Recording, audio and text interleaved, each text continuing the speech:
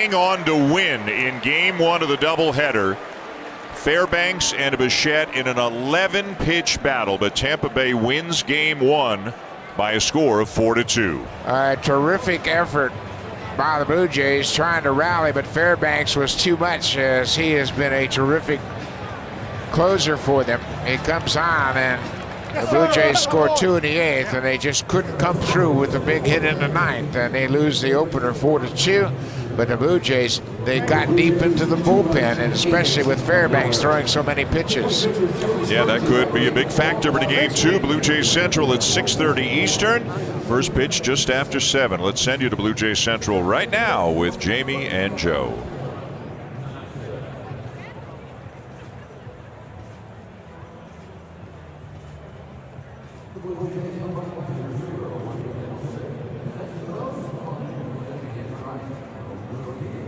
People were lulled to sleep by Jeffrey Springs and that changeup away. And then we witnessed that 12-pitch at bat, Fairbanks against Bichette. What do you learn about Bo every time you see this? Well, watching the at-bat last night against Jason Adam, it was one of those where he's covering everything. And as a hitter or as a catcher back there calling a game, when a hitter is getting to the fastball, he's getting to the breaking ball, there's really nowhere else to go. I was immensely surprised and impressed with Pete Fairbanks. He kept coming after him. And when you're back there behind there thinking, well, got 100, so we keep doing it, but he keeps fouling it off, What that told me is Bo can get to that pitch, he's covering it, but he might not do damage on it. So you throw the odd wrinkle in there so that the next 100 will get him. It didn't get him. Staying alive. Bo is as locked in as I have seen any hitter in quite some time. So to be informed about our programming, coming up in about 2.5 hours from now, it's Blue Jays Central, straight ahead of the second game of this doubleheader. The first game was started by Julian Merriweather because Alek Manoah woke up with a stomach bug and was unable to go. He was scheduled to go, and Rosarena in the first grounds into what could have been a double play, but he can run quickly. And because of this, Tampa Bay took an early 1-0 lead. In the third, the Blue Jays just didn't play clean baseball. Beautiful play by Espinal, Joe, but Vladdy's not on the bag. A little bit late. Vladdy went for the ball first, but I don't think he thought that Espinal was going to get to that. Little tardy getting the bag, and he couldn't find it. It was challenged, and soon afterward, here's the ground ball that cashes a run for the Rays to make it a 2-0 game. And this was a run that belongs to Tampa Bay that didn't have to. Why? No explanation. Look at Teoscar with the baseball in his hand. Randy Rosarena knows him very well, and he thinks if there's any indecision, just go. Force Teoscar to make a mistake, because he will, and he did. So at the end of the game, didn't that additional run play a factor? And you can see that Teoscar is less than happy with himself. Now, Jeffrey Springs has yet to give up a run in the month of September, Joe, and you saw why. This is a great Blue Jays lineup, one of the tops in the league, but when you see Springs working the way he did today, you can see why he's been putting up a ton of zeros. 6 innings of work, allowed just 3 hits, did not give up a run. The Blue Jays had to wait to get to Tampa Bay's bullpen as Chapman in the 8th rips a base hit to left. And so Jansen's got an opportunity to keep the inning going, but that's a nice play at short to get him at first. Inning ends. It goes to the 9th. And as they munch on the $1 hot dogs, Springer gets interfered with here, and we saw that 3 times in this game. It's just a mistake you cannot make as a catcher, especially in a tight game. That's what gave the Blue Jays that opportunity late. And so Vladdy with an opportunity against Fairbanks. 2 on, he can't get it done. The epic AB just witnessed by Bo Bichette. He can't carry the team every single day, as we just witnessed. Tried hard over 12 pitches, but couldn't drive in the runs. So the Blue Jays drop game one of this doubleheader 4-2. And as Dan and Buck discussed during the broadcast, Tampa Bay wins. They simply flip-flop spaces as they did last night when the Blue Jays were victorious in the opener of this series. So what a ball game. And the Blue Jays, like I said, came alive at the end. This was a very quiet stadium for about 6.5 innings of play, and then they came to life. A lot of the reason it was so library-like, I guess, is because of Jeffrey Springs. If you're a pitcher or a catcher calling a game, you love the library. You love to just lull hitters to sleep.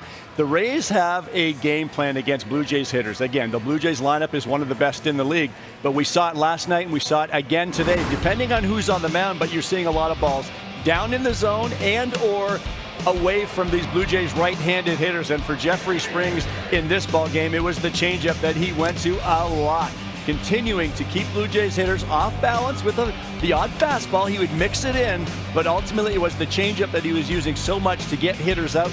Last night's game from the right-handers, we saw the sinker down in the zone. We saw the slider from the righty down and away from Blue Jays right-handed hitters. With the lefty, it's the changeup down and away. And again, keeping them off balance. Danny had a chance in that one inning, and that was after he had missed a fastball. Vladdy, the frustrations just continue.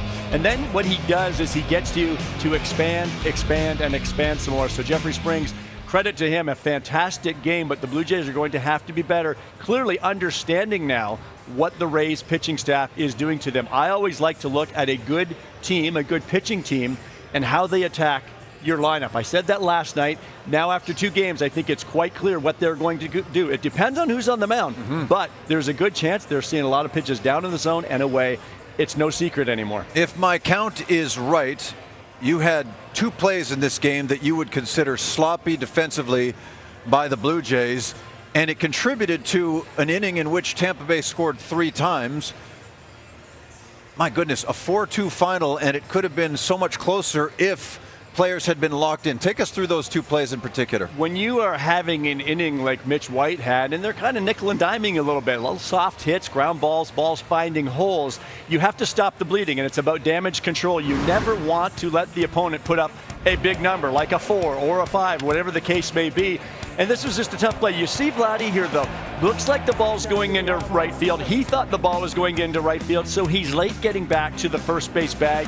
Couldn't find the bag, and that extends the inning. And then this one's just inexcusable. It's into left field. Teoscar has to come up, get that ball into the infield. Get the ball into the hands of an infielder. Randy Rosarena, credit him because he sees this. He knows Teoscar's reputation, so he said, I'm going to challenge him. I don't think he can gather his feet and make a good throw home. So it should not happen. But John Schneider said this before this series. He was very happy with the way they came off the road trip, playing a very good brand of baseball. And as he said, you need to play a very good brand of baseball. When you're playing the Rays, a team that pitches, you're probably not going to score a ton of runs, so you have to play that clean baseball game. The Blue Jays did not, and they lost.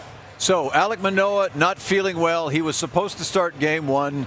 The Blue Jays pitching situation was thrown into a bit of a mess.